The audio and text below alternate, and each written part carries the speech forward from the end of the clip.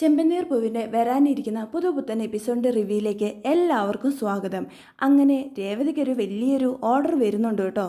പക്ഷേ ജോലി ചെയ്തതിന് ശേഷം മാത്രമേ പൈസ ലഭിക്കുകയുള്ളൂ. അതുകൊണ്ട് രേവതി ആകെ ടെൻഷനാകുകയാണ്. ഈ കാര്യം ചെന്ന് രേവതി സച്ചിയോട് പറയുകയും ചെയ്യുന്നുണ്ട്. അപ്പോൾ സച്ചി ഒരു ഐഡിയ പറയുന്നുണ്ട്.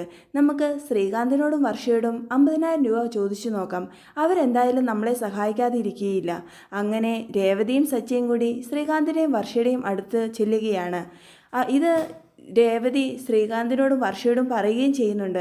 അപ്പോൾ വർഷ പറയുന്നുണ്ട്, ഏട്ടത്തി, ഞാൻ ഏട്ടത്തിയെ എന്തായാലും സഹായിക്കാം.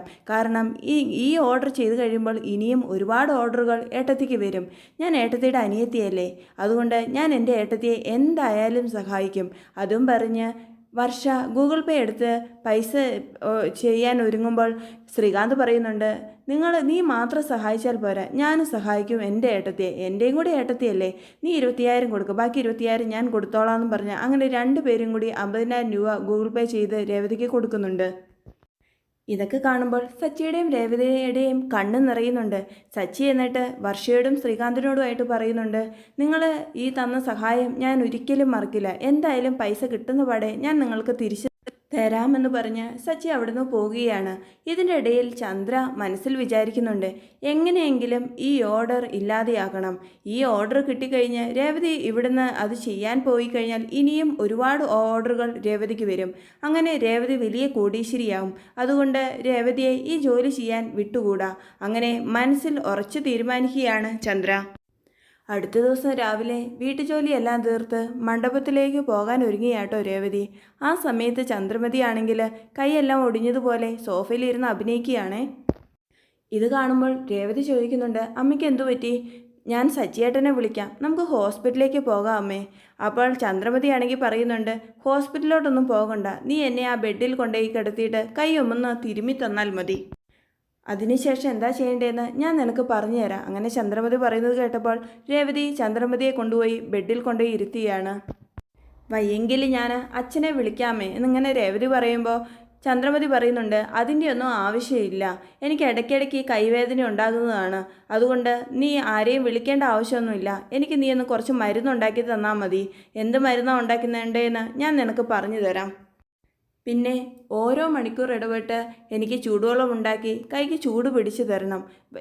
എന്നിട്ട് വൈകുന്നേരത്തിനുള്ളിൽ ഇതെല്ലാം എനിക്ക് ശരിയാക്കി തരണം എന്ന് ചന്ദ്രമതി പറയുന്നത് കേൾക്കുമ്പോൾ രേവതിക്ക് ആകെ വിഷമമാകുന്നുണ്ട്. അത്രയും നേരം എടുക്കുമെങ്കിൽ നമുക്ക് ഹോസ്പിറ്റലിൽ പോകാമേ. ഇങ്ങനെ രേവതി പറയുന്നത് കേൾക്കുമ്പോൾ ചന്ദ്രമതി പറയുന്നുണ്ട്, അതിൻ്റെ ഒന്നും ആവശ്യമില്ല, ഹോസ്പിറ്റലിൽ പോകേണ്ട ആവശ്യമൊന്നുമില്ല. ഞാൻ നിനക്ക് മരുന്നുണ്ടാക്കുന്നുണ്ടത് എങ്ങനെയാണെന്ന് പറഞ്ഞു തരാം, എന്നിട്ട് നീ അതുപോലെ എനിക്ക് ഉണ്ടാക്കി തന്നാൽ മതി. അങ്ങനെ അതും പറഞ്ഞ് രേവതിയെ ചന്ദ്രമതി കിച്ചണിലേക്ക് വിടുകയാണ്. അയ്യോ, ഞാനിനി ഇങ്ങനെ മണ്ഡപത്തിലോട്ട് പോകും, സച്ചിയേട്ടനാണെങ്കിൽ എന്നെ അവിടെ കാത്തു നിൽക്കുന്നുണ്ടാവും, ഞാനിനി എന്ത് ചെയ്യും എന്നൊക്കെ സങ്കടത്തോടെ ആലോചിച്ച് നിൽക്കുകയാട്ടോ രേവതി. അപ്പോഴാണെങ്കിൽ ചന്ദ്രമതി മനസ്സിൽ ഒരുപാട് സന്തോഷിക്കുക. ഇനി നീ എങ്ങനെയൊന്ന് ഡെക്കറേഷൻ ചെയ്യുന്നതെന്ന് എനിക്ക് കാണണം, നിൻ്റെ ഓർഡറും നിൻ്റെ എല്ലാ കാര്യങ്ങളും നിനക്ക് ഇല്ലാതെയാവും. അങ്ങനെയൊക്കെ മനസ്സിലോർത്ത് സന്തോഷിക്കുകയാട്ടോ ചന്ദ്രമതി. ആ സമയത്താണ് രേവതി മരുന്നും കൊണ്ട് ചന്ദ്രമതിയുടെ അടുത്തോട്ട് വരുന്നത്. ചന്ദ്രമതി മരുന്ന് കൊണ്ടു തന്നപ്പോഴേക്കും അടുത്ത് സൂപ്പ് ഉണ്ടാക്കണമെന്ന് പറഞ്ഞ് രേവതിയോട് ഓർഡർ ഇടുകയാണ്. ആ ശരി അമ്മയെന്ന് പറഞ്ഞ് രേവതി അടുക്കളയിലോട്ട് പോവുകയാണ്. രേവതി എങ്ങനെയെങ്കിലും മണ്ഡപത്തിലെത്താൻ നോക്കിയിട്ട് ഒരു വഴിയും നടക്കുന്നില്ല. അപ്പോൾ രേവതി മനസ്സിൽ ചിന്തിക്കുന്നുണ്ട്, എന്തായാലും ഇനി മണ്ഡപത്തിലോട്ട് പോകാൻ പറ്റുമെന്ന് തോന്നുന്നില്ല, എന്തായാലും ഈ കാര്യം സച്ചിയേട്ടനോട് പറയണം. അങ്ങനെ രേവതി സച്ചിയെ ഫോണിൽ വിളിക്കുകയാണ്. എന്നിട്ട് പറയുന്നുണ്ട്, അമ്മയ്ക്ക് തീരെ സുഖമില്ല, ഇവിടെ വേറെ ആരുമില്ല, അതുകൊണ്ട് എന്നോട് ഇവിടെ നിൽക്കാനാ പറഞ്ഞത്, കൈക്ക് തീരെ പറ്റുന്നില്ല എന്നാ പറഞ്ഞത്. അപ്പോൾ സച്ചിയാണെങ്കിൽ രേവതിയോട് പറയുന്നുണ്ട്, ഇത് നിനക്ക് കിട്ടിയ വലിയ ഓർഡറാ രേവതി, ഇത് വിട്ടുകളഞ്ഞാൽ നിൻ്റെ കാര്യം ഇനി എന്താകും? എന്തായാലും ഇത് നിർത്തിവെക്കാൻ പറ്റില്ല രേവതി, ഒത്തിരി ജോലിക്കാരെയെല്ലാം വിളിച്ചിട്ടില്ലേ, ഇനി ഇത് നിർത്തിവെക്കാൻ എങ്ങനെ പറ്റും? അതുകൊണ്ട് നീ ഇങ്ങോട്ട് വരാൻ നോക്ക്, കാരണം എനിക്കറിയുന്ന പണിയല്ല ഇത്, അല്ലെങ്കിൽ ഞാൻ ഇത് ചെയ്തേനെ. അപ്പോൾ രേവതി പറയുന്നുണ്ട്, ഇല്ല സച്ചിയേട്ടാ, ഞാൻ അമ്മേനെ ഒറ്റയ്ക്കാക്കിയിട്ട് ഞാൻ എങ്ങോട്ടും വരുന്നില്ല, നിങ്ങളൊരു കാര്യം ചെയ്യേ, നിങ്ങൾ എന്നെ വീഡിയോ കോൾ ചെയ്യേ. എന്താ ചെയ്യേണ്ടതെന്ന് ഞാൻ പറഞ്ഞു തരാം. എന്തായാലും എൻ്റെ കൂട്ടുകാരികളും അനിയത്തിയൊക്കെ അവിടെ എത്തിയല്ലോ, അവർക്കത് മനസ്സിലായിക്കോളും എന്ന് പറഞ്ഞ് രേവതി വീഡിയോ കോൾ ചെയ്യുകയാണ്. രേവതി പറഞ്ഞു കൊടുക്കുന്നതനുസരിച്ച് കൂട്ടുകാരികളും അനിയത്തിയും സച്ചിയുമൊക്കെ മണ്ഡപം ഒരുക്കുകയാണ്. അതിനുശേഷം രേവതി ചന്ദ്രമതിക്ക് കൊണ്ടുപോയി സൂപ്പ് കൊണ്ടുപോയി കൊടുക്കുന്നുണ്ട്. ഒരു സൂപ്പ് ഉണ്ടാക്കാൻ എന്താ നിനക്ക് ഇത്രയും നേരം എടുക്കുന്നേ? നീ എന്താ അവിടെ പോയിരുന്ന് ഉറങ്ങുകയാണോ എന്നൊക്കെ ചോദിച്ച് ദേഷ്യത്തോടെ ചന്ദ്രമതി ആ സൂപ്പ് വാങ്ങി കുടിക്കുന്നുണ്ട്. അതിനുശേഷം രേവതിയോട് പറയുന്നുണ്ട്, ഇനി നീ എന്താ നോക്കിയിരിക്കുന്നേ? എനിക്ക് ഉച്ചയ്ക്കുള്ള രസവും ക്യാരറ്റ് കിച്ചടിയൊക്കെ ഉണ്ടാക്കിത്താ. ചന്ദ്രമതിയുടെ കൽപ്പന പ്രകാരം അതെല്ലാം ചെയ്യാൻ വേണ്ടി രേവതി അടുക്കളയിലോട്ട് പോകുകയാണ്.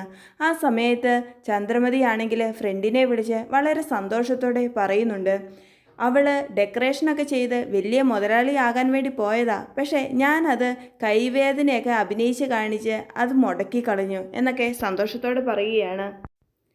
ഇനി അവൾ പൂ കെട്ടി ജീവിച്ചോളും, അങ്ങനെ അവൾ ജീവിച്ചാൽ മതി എന്നൊക്കെ ചന്ദ്രമതി പറയുന്നത് ഡോറിൻ്റെ അടുത്ത് നിന്ന് രേവതി കേൾക്കുന്നുണ്ട്. പിന്നീട് സച്ചി വലിയൊരു മാലയുമായി വന്ന് രേവതിയെ അണിയിക്കുന്നുണ്ട്. ഇത് കണ്ട് എല്ലാവരും കൈയടിക്കുന്നുണ്ട്. എന്നിട്ട് അച്ഛനോടായി പറയുന്നുണ്ട്, രേവതിക്ക് വലിയ ഡെക്കറേഷൻ്റെ ഓർഡർ കിട്ടിയില്ലേ അച്ഛാ, അത് അവൾക്ക് അവിടെ വന്ന് ചെയ്യാൻ പറ്റിയില്ല, പക്ഷേ അത് അവളെല്ലാം ഇവിടെ തന്നെ ഇരുന്ന് ചെയ്തു. അതാണ് എൻ്റെ ബുദ്ധിമതിയായ രേവതി. നേരിട്ട് അവിടെ വരാതെ ഫോണിലൂടെ കാര്യങ്ങളെല്ലാം മാനേജ് ചെയ്യുന്ന കണ്ടിട്ട് അവിടെയുള്ള ആൾക്കാരെല്ലാം രേവതിയെ അഭിനന്ദിച്ചു എന്ന് സച്ചി പറയുകയാണ്. ചന്ദ്രമതിയാണെങ്കിൽ ഇതെല്ലാം കേട്ട് ആകെ വല്ലാതെയായി നിൽക്കുകയാണ്. സച്ചിയേട്ടനും എൻ്റെ കൂട്ടുകാരികളും ഇല്ലായിരുന്നെങ്കിൽ എനിക്കിതൊന്നും ചെയ്യാൻ പറ്റുകയില്ലായിരുന്നു വെച്ചാ, ഇതിൻ്റെ എല്ലാം ക്രെഡിറ്റ് ഇവർക്കുള്ളതാണ് എന്ന് പറയുന്നുണ്ട് രേവതി. അതിനുശേഷം സച്ചിയെ മാറ്റി നിർത്തി രേവതി പറയുന്നുണ്ട്, നിങ്ങളുടെ അമ്മയ്ക്ക് ഒന്നും പറ്റിയില്ല സച്ചിയേട്ടാ, വെറുതെ അവർ അഭിനയിച്ചതാണ്. എന്നെ മണ്ഡപത്തിലോട്ട് കൊണ്ടുപോകാതിരിക്കാൻ വേണ്ടി അവർ അഭിനയിച്ചതാണ്, അല്ലാതെ അവർക്കൊന്നും പറ്റിയില്ല സച്ചിയേട്ടാ. അവർ പറയുന്നതെല്ലാം ഞാൻ കേട്ടു എന്ന് രേവതി സച്ചിയോട് പറയുന്നുണ്ട്. ഇത് കേൾക്കുമ്പോൾ സച്ചിക്ക് നല്ല ദേഷ്യം വരുന്നുണ്ട്. സച്ചി രേവതിയെ വിളിച്ച്, നീ വാ രേവതി, നമുക്ക് ഇത് ചോദിക്കണമെന്നും പറഞ്ഞ് പുറത്തോട്ട് വരികയാണ്. എന്നിട്ട് സച്ചി അച്ഛനോടായിട്ട് പറയുന്നുണ്ട്, അച്ഛാ, ഈ വീട്ടിൽ വലിയൊരു നടിയുണ്ട്, നമ്മുടെ അമ്മ. അമ്മയ്ക്ക് കൈക്ക് ഒരു കുഴപ്പവുമില്ലായിരുന്നു. അമ്മ വെറുതെ അഭിനയിച്ചതാണ്. രേവതിക്ക് ആ ഓർഡർ കിട്ടാതിരിക്കാൻ വേണ്ടിയും രേവതി അത് ചെയ്യാതിരിക്കാൻ വേണ്ടിയും വെറുതെ അഭിനയിച്ചതാണ്. രേവതി അങ്ങനെ ചെയ്തു കഴിഞ്ഞാൽ രേവതി വലിയ കോടീശ്വരി ആകുമല്ലോ. അങ്ങനെയൊക്കെ ആയി കഴിഞ്ഞാൽ അമ്മയ്ക്ക് വീട്ടുജോലിയൊന്നും ചെയ്യാൻ ആളെ കിട്ടുകയല്ലോ. അതൊക്കെ ഓർത്താണ് അമ്മ ഇങ്ങനെ ചെയ്തത്. പക്ഷേ അമ്മ ഒരു കാര്യം ചിന്തിച്ചില്ല, ഇത്ര വലിയ ഓർഡർ കിട്ടിയിട്ടും അതിൻ്റെ പുറകെ പോകാതെ മരുമകള് അമ്മായിമ്മയുടെ കാര്യം നോക്കാനാണ് പ്രാധാന്യം കൊടുത്തത്. അതിനുവേണ്ടി രേവതി ഇവിടെ നിൽക്കുകയും ചെയ്തു. എന്നിരുന്നാലും രേവതിയുടെ ബുദ്ധി സാമർഥ്യം കൊണ്ടാണ് രേവതിക്ക് വീഡിയോ കോളൊക്കെ ചെയ്ത് ഇതെല്ലാം മാനേജ് ചെയ്യാൻ സാധിച്ചത്. ഇതൊക്കെ കേട്ട് ഒന്നും മിണ്ടാതെ നിൽക്കുകയാണ് ചന്ദ്രമതി. എന്തിനാ ചന്ദ്രേ നീ ഇങ്ങനെയൊക്കെ ചെയ്തതെന്ന് അച്ഛൻ ചോദിക്കുന്നുണ്ട്. എനിക്ക് കൈക്ക് തീരെ വയ്യായിരുന്നു എന്ന് വീണ്ടും ചന്ദ്രമതി കള്ളം പറയുകയാണ്. ഇതൊക്കെ കേൾക്കുമ്പോൾ വർഷ പറയുന്നുണ്ട്, കൈക്ക് വയ്യായിരുന്നെങ്കിലേ ഹോസ്പിറ്റലിൽ പോകണമായിരുന്നു, അല്ലെങ്കിൽ അച്ഛനെ വീട്ടിലോട്ട് വിളിക്കണമായിരുന്നു. അതല്ലാതെ നിങ്ങൾക്ക് ഇഷ്ടമല്ലാത്ത മരുമകളെ എന്തിനാ ഇവിടെ നിർത്തിയത്? കഷ്ടം തന്നെ. അപ്പോൾ തന്നെ മനസ്സിലാക്കാം ആൻറ്റിയുടെ കള്ളത്തരം. ഇങ്ങനെ പറഞ്ഞ് വർഷ ദേഷ്യപ്പെടുകയാണ്. രേവതിയെ സഹായിക്കാൻ ഇവിടെ ആൾക്കാരുണ്ടാകും. നിനക്ക് ഇത്രയും വയസ്സായില്ലേ, ഇനിയെങ്കിലും നിനക്ക് മര്യാദയ്ക്ക് നടന്നുകൂടെ? ഇനിയും ഇതുപോലെയൊന്നും ചെയ്യരുത് എന്ന് പറഞ്ഞ് രവീന്ദ്രൻ ചന്ദ്രമതിയോട് ദേഷ്യപ്പെടുന്നുണ്ട്. എന്തെങ്കിലും ചെയ്യട്ടെ അച്ഛാ, രേവതിയുടെ വളർച്ച ആർക്കും തടയാൻ പറ്റില്ല. ഇത് ഞാനൊരു മോട്ടിവേഷനായിട്ടേ എടുത്തിട്ടുള്ളൂ. നമ്മുടെ വളർച്ച ഇവിടെ ആർക്കും തടയാൻ പറ്റില്ല എന്ന് സച്ചി രേവതിയോട് പറയുന്നുണ്ട്. പിറ്റേ ദിവസമാണെങ്കിൽ സച്ചി ഒരു ബാങ്ക് സ്റ്റാഫിനെയൊക്കെ വീട്ടിലോട്ട് വിളിച്ചു വരുത്തുന്നുണ്ട്. എന്നിട്ട് രേവതിയോടായിട്ട് പറയുന്നുണ്ട്, രേവതി ഇപ്പോൾ ഒരു ബിസിനസ് വുമൺ ആയില്ലേ, ഇനി പുതിയ കറണ്ട് അക്കൗണ്ടൊക്കെ തുടങ്ങണം, നീ ഈ ഫോമിൽ ഫില്ല് ചെയ്യേ എന്നൊക്കെ പറഞ്ഞ് ആ ഫോം സച്ചി രേവതിയുടെ കയ്യിൽ കൊടുക്കുകയാണ്. ഇതെല്ലാം കണ്ട് ചന്ദ്രമതിയാണെങ്കിൽ ആകെ ഷോക്കായി നിൽക്കുകയാണ്. എന്നിട്ട് സച്ചി അച്ഛനോടായിട്ട് പറയുന്നുണ്ട്, അച്ഛാ, രേവതിയുടെ പുതിയ കമ്പനിയുടെ പേരെന്താണെന്നറിയോ? ഫ്ലവർ മില്ല്, അതാണ് കമ്പനിയുടെ പേര്. ചെക്ക് ബുക്കും കിട്ടിയിട്ടുണ്ട്. രേവതി ഇങ്ങു വാ, ഇത് പിടിക്കുമെന്ന് പറഞ്ഞ് രേവതിയുടെ കയ്യിൽ സച്ചി ചെക്ക് ബുക്ക് കൊടുക്കുകയാണ്. എന്നിട്ട് പറയുന്നുണ്ട്, ATM കാർഡ് ഒരാഴ്ചയ്ക്ക് ശേഷം കിട്ടും. അപ്പോൾ രേവതിയുടെ കണ്ണ് നിറയുന്നുണ്ട്. എന്നിട്ട് സച്ചിയോടായി ചോദിക്കുന്നുണ്ട്, എന്താ സച്ചിയേട്ടാ ഇത് നേരത്തെ കിട്ടിയത്? അപ്പോൾ സച്ചി പറയുന്നുണ്ട്, അത് പിന്നെ ഞാൻ ഒരു ദിവസം മുമ്പേ ബാങ്കിൽ പോയി എല്ലാം ശരിയാക്കിയതാണ്. അച്ഛാ, ഇത് നോക്ക്, ചെക്ക് ബുക്കാ എന്ന് പറഞ്ഞ് രേവതി രവീന്ദ്രൻ്റെ കയ്യിൽ ചെക്ക് ബുക്ക് കൊടുക്കുകയാണ്. രവീന്ദ്രനാണെങ്കിൽ അത് ചന്ദ്രമതിയെയും കാണിക്കുകയാണ്. പക്ഷേ ചന്ദ്രമതിയാണെങ്കിൽ അത് നോക്കാതെ മുഖം തിരിക്കുകയാണ്. രേവതി, ബാങ്ക് അക്കൗണ്ടിൻ്റെ കാര്യങ്ങളൊക്കെ കഴിഞ്ഞു. ഇനി GSTയുടെ കാര്യങ്ങളാണ്. അത് ചെയ്യാൻ ഞാൻ അക്കൗണ്ടിനോട് വരാൻ പറഞ്ഞിട്ടുണ്ട്. സച്ചി പറയുമ്പോൾ എന്തിനാ സച്ചിയേട്ടാ അതൊക്കെ എന്ന് രേവതി ചോദിക്കുന്നുണ്ട്. നീ എന്താ രേവതി പറയുന്നത്? ഒരു വർഷത്തിന് ഇനി 20 ലക്ഷം രൂപയെല്ലാം സമ്പാദിക്കുന്നവളാ നീ. അപ്പോൾ ടാക്സും GST ഒക്കെ ചെയ്യേണ്ടി വരും. അടുത്തതായി നമ്മൾ അത് ചെയ്യാൻ വേണ്ടിയാ പോകുന്നത്. അത് കേൾക്കുമ്പോൾ ചന്ദ്രമതിയും സുധിയും ശ്രുതിയൊക്കെ ആകെ ഷോക്കായി നിൽക്കുകയാണ്. എന്ത്, വർഷത്തിൽ 20 ലക്ഷമോ? അത് ഈ പൂ വിറ്റിട്ടോ എന്നൊക്കെ ശ്രുതി ചോദിക്കുന്നുണ്ട്. എനിക്കും വിശ്വസിക്കാൻ പറ്റുന്നില്ല ശ്രുതി. വർഷത്തിൽ പൂ വിറ്റിട്ട് 20 ലക്ഷം രൂപയൊക്കെ സമ്പാദിക്കാൻ പറ്റുമെന്നോ? ഞാനും നീയൊക്കെ എത്ര ബിസിനസ് നടത്തി, എന്നിട്ടും അതൊന്നും ശരിയായില്ല. അങ്ങനെയാണെങ്കിൽ രേവതി വലിയ കോടീശ്വരി ആകില്ലേ എന്ന് ശ്രുതി പറയുന്നത് കേൾക്കുമ്പോൾ ആകെ ഷോക്കായി നിൽക്കുകയാണ് ചന്ദ്രമതി. രേവതി, ഇന്നലെ ചെയ്ത വർക്കിൻ്റെ കാശ് ഇന്ന് നിൻ്റെ അക്കൗണ്ടിലോട്ട് വരും. അപ്പോൾ നീ ചെക്ക് ബുക്ക് എടുത്തിട്ട് ശ്രീകാന്തിനും വർഷയ്ക്കും കൊടുക്കാനുള്ള പൈസ അതിലെഴുതി വെക്ക്. ഇങ്ങനെ സച്ചി പറയുന്നത് കേട്ട് രേവതി അത് ചെയ്യാൻ വേണ്ടി പോകുകയാണ്. അതിന് ഇവൾക്ക് ചെക്ക് ബുക്കൊക്കെ ഫില്ല് ചെയ്യാൻ അറിയോ? അതിന് ഇവൾ സ്കൂളിലൊക്കെ പോയിട്ടുണ്ടോ എന്നൊക്കെ പറഞ്ഞ് കളിയാക്കി ചിരിക്കുകയാണ് ശ്രുതി. ഇത് കേൾക്കുമ്പോൾ രേവതിക്ക് നല്ല ദേഷ്യം വരുന്നുണ്ട്. സച്ചിയേട്ടാ, എനിക്ക് ചെക്ക് ബുക്കൊക്കെ ഫില്ല് ചെയ്യാൻ അറിയാമെന്ന് സച്ചിയേട്ടനൊന്ന് പറഞ്ഞു കൊടുക്ക്.